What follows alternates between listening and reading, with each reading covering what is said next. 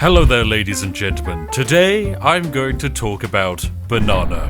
Now, if you haven't heard of banana, don't worry. It's totally normal not to have ever heard about a game that is currently the 5th highest played game on Steam at this moment in time. Yes, that's right, 150,000 people are currently playing banana. But how come you've never heard of this game? After all, it released back in April to only 16 people playing it. My oh my, has it come a long way. But what is this game and why are hundreds of thousands of people playing it? It's quite simply a free-to-play game where you click a banana. In banana, you click the banana to gain even more bananas. It really is as simple as that. And yet with this simple gameplay loop, it has achieved a 91% positive review score on Steam. This is incredibly high. This is such a high rating that it's actually a higher percentage than Grand Theft Auto 5. So why is this game about clicking a banana so darn incredible that it's captured the hearts and imaginations of 150,000 people? Is it actually a hidden gem? Is it a dodgy scam? Or is there something even more dubious at work? Well, ladies and gentlemen, sit back, relax, throw a like on the video and get yourself a warm cup of tea, because this is going to be very special. The game Banana is absolutely incredible. It has one achievement called Click, which 83% of people have. In order to gain this achievement, all you have to do is launch the game, which launches like so. Of course, it's made with Unity, everyone's favorite free game software, and then once it's launched, you can quite simply click the banana. And just like that, you have yourself a banana. Now, I have an auto clicker, so I can click this quite a lot, and I end up with, oh my goodness, have you seen that? 100 bananas. Truly amazing. Now, this game Banana does have a few additionals.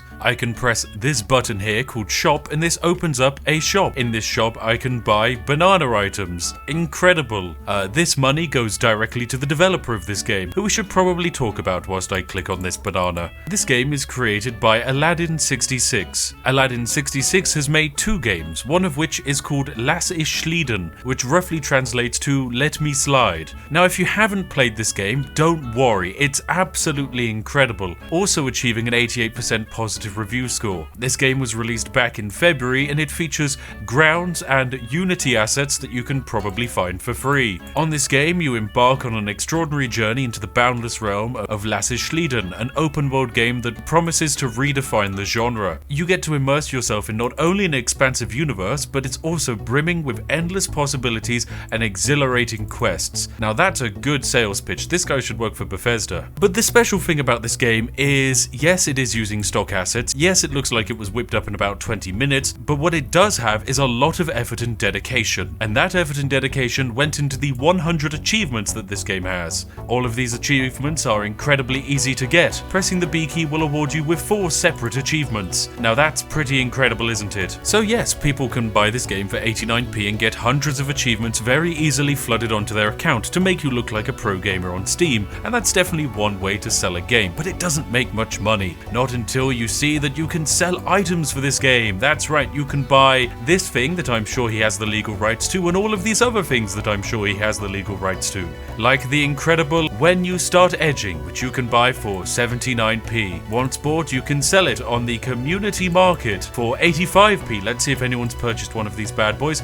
Nope, no one has ever purchased one of these in the entire history of Steam. Okay, well, evidently Lass is Schlieden didn't do quite so well. But Banana has done incredibly well, which you can buy for 20p and you can sell on the community market, starting at 26p. How very curious. I find this whole situation rather interesting. Why is this item that I can buy for just 19p on Steam selling on the community market for 26p? I mean, look, it is actually getting sold. Not very often, but it is getting sold. I can buy it right now and sell it for 23p. This is ever so slightly madness. But Banana Mania is here to stay, because as you might have noticed, this entire game exists for one sole purpose, and that is making money. You see, on Steam, when an item is bought and sold on the marketplace, or an item is bought directly for the game's developer makes that money. In our case, the wonderful Aladdin66, a visionary game designer who promises to provide more than any other game developer ever has: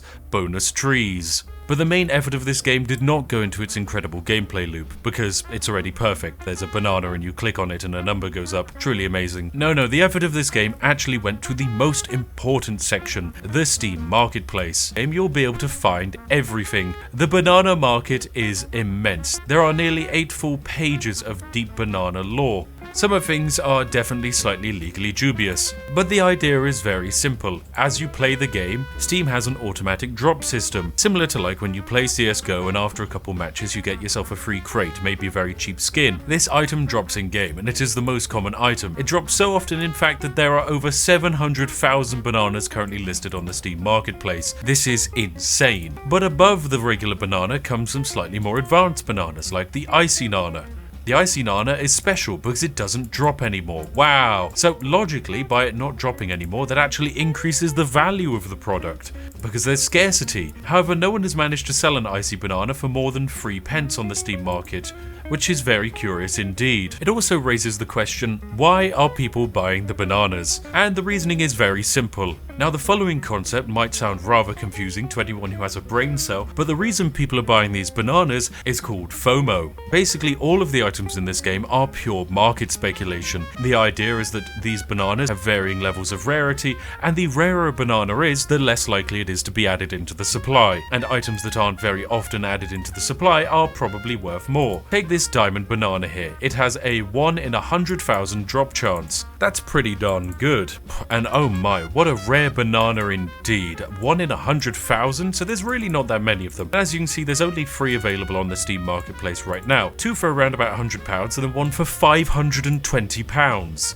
To put that into a real-world price point perspective, £520 is almost £70 more expensive than a brand new Pixel 8a smartphone. Yes, that's right, someone thinks they can sell this banana for £500. Is there a real-world value to this diamond banana? Yes, technically. The entire real-world value to this banana is speculation. The only reason you would buy this banana is because you believe that the price of the banana will go up in future and someone will buy the banana. This creates a very special bag holding situation, whereby if I were to buy this banana, I am hoping that someone else will come along and pick up my banana or my bag and buy it off of me for a higher price. Therefore, I have passed on the bag. Of course, if this person were to open up the bag, they will see inside that all they have is a useless diamond banana. However, the only reason they have to buy the bag off of me is because they believe they can pass the bag on to someone else for an even higher price. If this all sounds familiar, it's because it's basically what caused the entire cryptocurrency boom over COVID. Now, all of this price nonsense gets a little bit crazy when you start going to the top end of this game. You have the Cryptic Nana. This is a very special banana because it has deliberately implied scarcity. The Cryptic Nana was only given out during the Cryptic Nana event, and there are only 25 in existence. And when you look at that, 4 of them are available on the marketplace. A few of them have sold for very low levels, around about £20 when the game first came out, but now they've steadily started climbing up until people recently have started buying them for 300 fucking pounds. Excuse my language, but this is madness. The only reason to buy this is because there are allegedly only 25 in existence, which makes it very special indeed. Ooh, there's only 25 of them, you could own one! Now, I'm all for entertainingly priced speculative secondary markets. After all, I myself own several rare Magic the Gathering cards. The only difference is I can use my Magic the Gathering cards to bully noobs, whereas I can't use a diamond banana for anything other than flexing my EP online and showing that yes, I was stupid enough to buy a diamond banana. And eventually we reach a point where we have the special golden banana. This is a special item, apparently, whatever that means, that it drops in game. What is special about this? I don't know, but someone tried to sell it for £1,124 and has now upped the price for £1,400. This item has never sold in the entire history of this game, and I honestly wouldn't be surprised if the person selling this item is the developer themselves. So yes, why on earth are people playing this banana-based game? Well, it's rather simple. If you, like me, are based in the UK or the US, you might see this speculative banana game where you could wait to get a rare banana that potentially you could sell for 4 pence on the marketplace. You could see that to be quite a special thing indeed. After all, there's the Graffiti Nana here. It's a simple graffiti banana, but hey, it's special because it doesn't drop anymore, meaning it's got a finite supply. That means that, well, people want to buy it, and there are 1,300 people willing to pay 3 pence to buy this bloody banana. Now here's the thing, when you sell something for 3p on the Steam market, Steam of course takes a cut, and I would make 1 pence from selling this for 3p. Now 1p might not seem like much because hey, in the UK we have a strong pound, or at least we do for the next 10 minutes, and so 1 pence isn't exactly a lot of purchasing power. But if perchance you're located in one of the many other countries in the world we once upon a time invaded, then there's a good chance that making 1 pence off the Steam marketplace is actually worth something, and potentially goes quite a long way to buying a new game. And for the person buying this skin for 3p, well, they're banking off the fact that because this item doesn't drop anymore, it will steadily increase in price over time. The only problem is this item has very low usability, but that doesn't really solve the question. Why on earth are people playing this?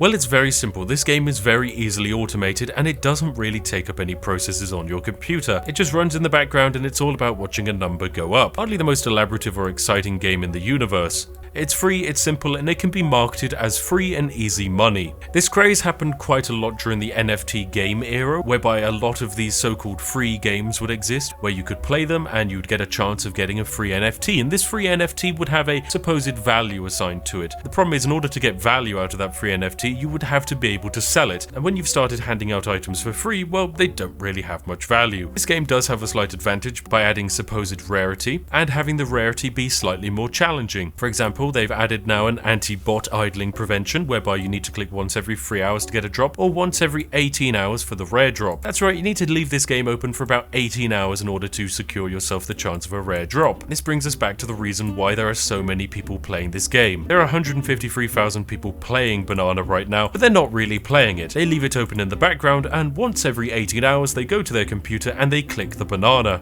It truly is an absolutely incredible social experiment. This is a real-world human version of putting mice in a cage and having them push a button to receive a reward. We are simply mice, we push the banana, and there is an eventual promise of us getting an actual item. So I'm going to leave this game running, and I guess we're going to find out what wonderful item the banana overlords bestow upon me today. Now, whilst I've been waiting for my wonderful banana to arrive, I think it's important to say that I've done some digging. The individual running this game is quite unique indeed. We have of course established that they are German. However, what we should probably also establish is that they are potentially a relatively unique type of German. Now, I'm not just saying this because they have over 1,000 hours on Hearts of Iron 4. I mean, come on, who doesn't? I'm mostly saying because this person has a potentially dubious profile that maybe leans towards a certain extremist direction, potentially because their previous usernames include such wonderful things as deportation creates living space. Yep. It's one of those. So yes, whilst you can play the banana game and you can sell the bananas on the Steam marketplace, which does make Steam quite a lot of money, it will also make this developer quite a lot of money, which is potentially good because hey, they'll be able to buy more Hearts of Iron 4 DLC, and Lord knows that Paradox Interactive needs all the DLC money they can get. Now of course, as I was saying, the main reason you hypothetically buy the bananas off of the Steam marketplace is because you believe it will change the appearance of your banana. Now,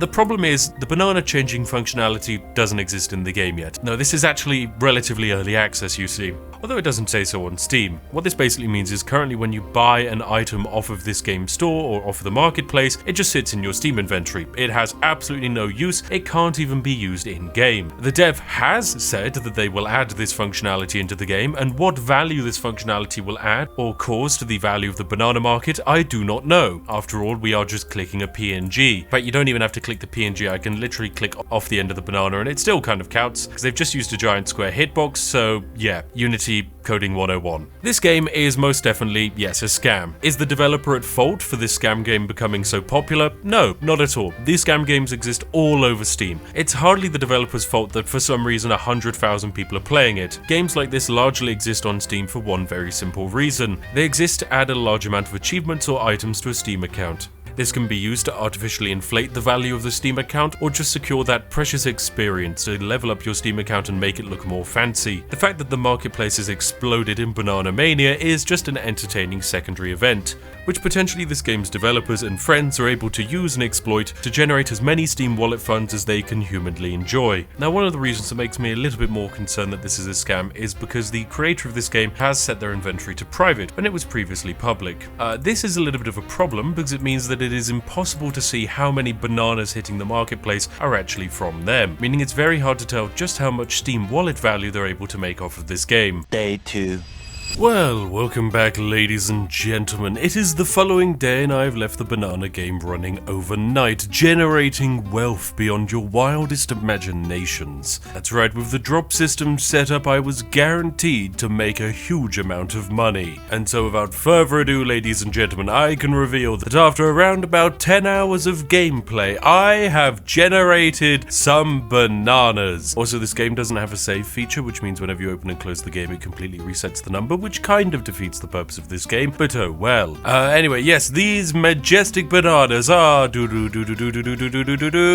all commons. Yep, here they are. We have 2 music nanas, a neo nana, and a panda nana. Wow, very exciting, ladies and gentlemen. Now, Of course, luckily, this game's incredibly large Chinese player base is buying up the panda bananas at quite an impressive rate. The only problem is still 94,000 of them on the Steam marketplace, so even though a lot of them are selling per day, they are getting listed at a much higher rate than they're getting purchased for. And the same goes for every other banana in this game, because of course that's just how it works. Now I can try and sell this Neo Nana of mine. The only problem is the people who've listed their Neo Nana ahead of me, I have to wait for 5,550 of these bananas to be sold before mine even gets onto the market, and literally as I'm talking, 7 more have been added. No one is buying these bananas anymore. Oh, and look, way more have just been added as well. I think people are starting to work out that there's probably no reason to buy the bananas, and so the supply of them is massively increasing. It would appear that the amount of bananas that have dropped down to 3 pence has massively increased actually. Yes, I think potentially we could be on the precipice of some kind of economic situation, but who knows, ladies and gentlemen. This is a game all about being randomly dropped bananas and hoping that you can speculate on a market. The only problem is you have absolutely no control over the supply. So the only people who will buy your bananas are people getting scammed into buying them, or if you're following the same exploit as my wonderful cucumber adventure, glorious bots who try and trade off of the Steam marketplace. But I mean, this game is so well developed that it's accidentally ended up with duplicate bananas. Look, you can have the panda nana here or the panda nana there. Does it make sense? No, it doesn't, but here we are. Anyway, ladies and gentlemen, I reckon this game will probably stick around for a few more weeks, until eventually people realize that the electricity you spend running this game ultimately costs far more than you'll ever actually make off of selling bananas. But then again, what do I know? Maybe the developer of the wonderful Lashes Schlieden will somehow pull it out the bag and on their second game add an incredible quantity of gameplay features that makes the banana a tangible item that you would want to use. Kind of like a CSGO weapon skin maybe. Who knows what the future has in store for the banana game. Either way, I think this is the end of my journey with the banana game. In fact, I'm so comfortable I'm just going to uninstall it from my PC. Now I can go and play a real free video game, which is also all about making money. I'm of course talking about OpenTTD. Yep, it's free, it's great, and you can make money in it. And yes, the money does stay entirely within the video game world, but that's how I like it. Thanks for coming along and watching today's exploit video. If you want to see more wonderful Steam exploits, maybe YouTube exploits, or even just video game exploits, then why not consider subscribing? Anyway, I'll see each and every one of you in the next video. Have a wonderful day, and goodbye for now.